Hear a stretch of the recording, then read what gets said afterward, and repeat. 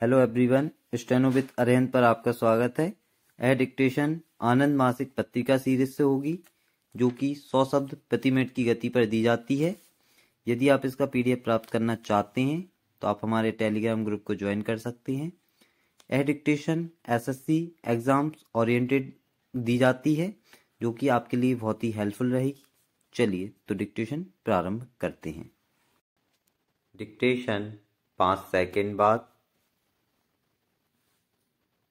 महोदय, यद्यपि स्वतंत्रता के बाद हमारा देश एक दिन तो क्या, एक घंटे भी प्रधानमंत्री से वंचित नहीं रहा, लेकिन ऐसे मौके भी कई बार आए हैं जबकि प्रधानमंत्री की तलाश न सिर्फ जनता को रही है, बल्कि राजनेता और राजनीतिक दलों को भी रही है।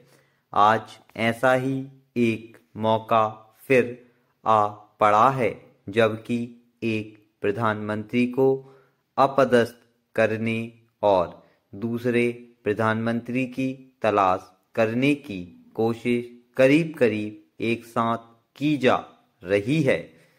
विरोधी दलों का कहना है कि दूसरे या वैकल्पिक प्रधानमंत्री की तलाश इतनी आवश्यक नहीं जितनी कि वर्तमान प्रधानमंत्री को अपदस्थ करना।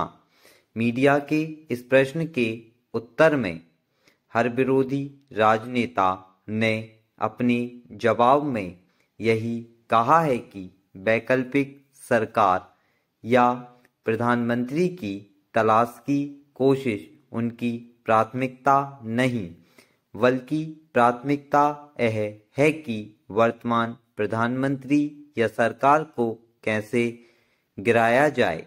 वर्तमान प्रधानमंत्री और भावी प्रधानमंत्री को लेकर संविधान विशेषज्ञों के बीच भी बहस छिड़ गई है या फिर छेड़ दी गई। जैसे कि अन्य विशेषज्ञों में मतभेद होते हैं, वैसे ही संविधान विशेषज्ञों के मतभेद भी जनता के समक्ष प्रस्तुत किए गए। ऐसा अन्य देशों में भी होता है या नहीं, यह तो वरिष्ठ पत्रकार अरुण शौरी या फिर राजनेता ही जाने, लेकिन हमारे देश में यह सब पिछले कुछ वर्षों से देखने को मिल रहा है। इसका मतलब यह नहीं कि ये विशेषज्ञ इससे पहले हमारे देश में उपस्थित ही नहीं थे, लेकिन इन विशेषज्ञों के विशेष ज्ञान की आवश्यकता हाल ही में कुछ वर्षों से आ पड़ी है। जब कभी कोई सरकार गिरती है या गिराई जाती है या फिर लोकसभा में संख्या की गिनती का अभ्यास किया जाता है, तो इन संविधान विशेषज्ञों के ज्ञान की गहराई की तह में जाने की एक परंपरा बन गई है। केंद्रीय राजनीति की वर्तमान परिस्थितियों में ऐसे कोई 4-5 संविधान विशेषज्ञों की राय ली गई।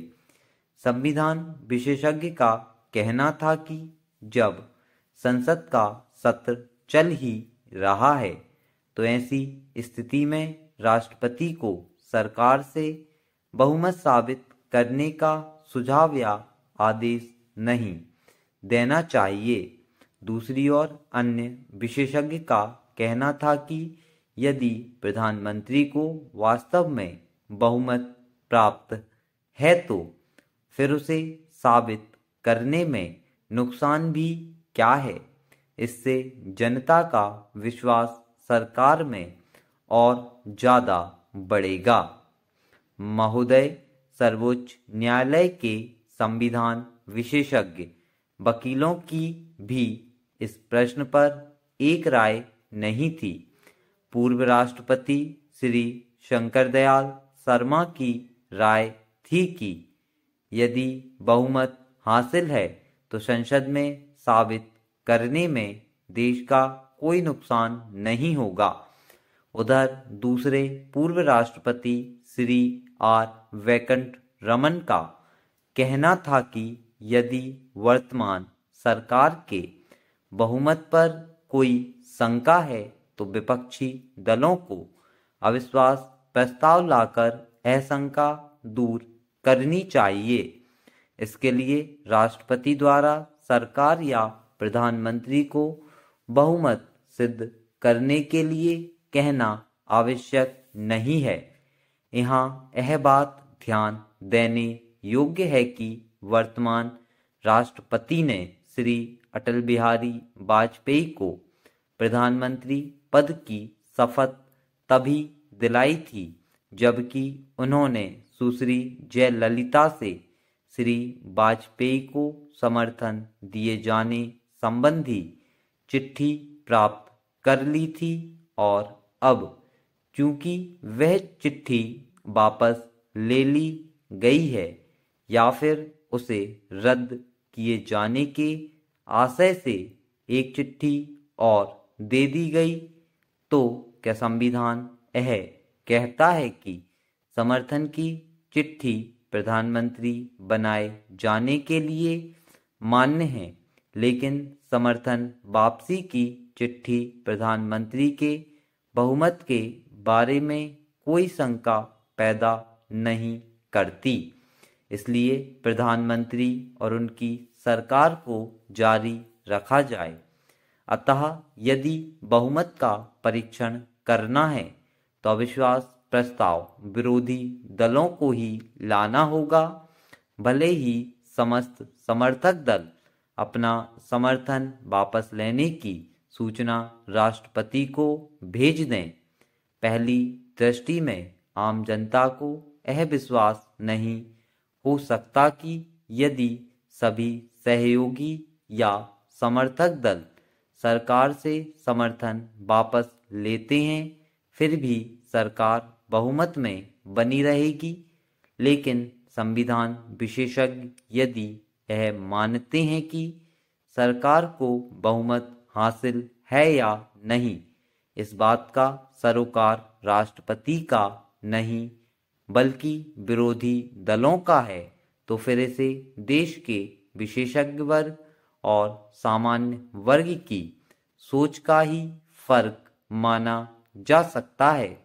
लेकिन आम जनता इन विशेषज्ञों से यह प्रश्न तो कर ही सकती है कि सरकार को बहुमत हासिल है या नहीं।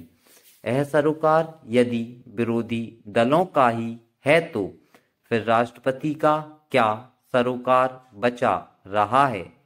क्या राष्ट्रपति किसी भी व्यक्ति को प्रधानमंत्री पद की शपथ दिलाकर उसका बहुमत सिद्ध करने की जिम्मेदारी विरोधी दलों पर छोड़ सकते हैं?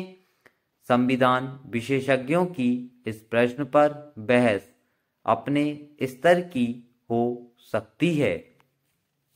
महोदय, संयुक्त राष्ट्र पर्यावरण कार्यक्रम आज चौराहे पर है। वास्तव में आज पर्यावरण चौराहे पर खड़ा है। विश्व के सामने यह स्थिति एकाएक नहीं आई है। यह स्थिति सदियों से इस पृथ्वी के निश्चित संसाधनों और क्षमताओं में कमी, आवश्यक और प्रायः अनावश्यक शोषण के फलस्वरूप आई है। इसका एक कारण है बढ़ती गरीबी। अब जीतने के लिए कोई नया महाद्वीप नहीं है, क्योंकि गरीबी पर्यावरण का मतलब नहीं समझती। धनी लोगों द्वारा पृथ्वी के संसाधनों का बिना सोचे समझे दोहन इस खराब स्थिति के लिए दूसरा और बड़ा कारण है, क्योंकि धनी लोग भी पर्यावरण की परवाह नहीं करते। हमारी अंतर्राष्ट्रीय अर्थव्यवस्था न केवल अनुचित है बल्कि यह अस्थायी भी है। यह कोई नई खोज नहीं है। अब से कई दशक पहले से विश्व इस तथ्य को लेकर परेशान है।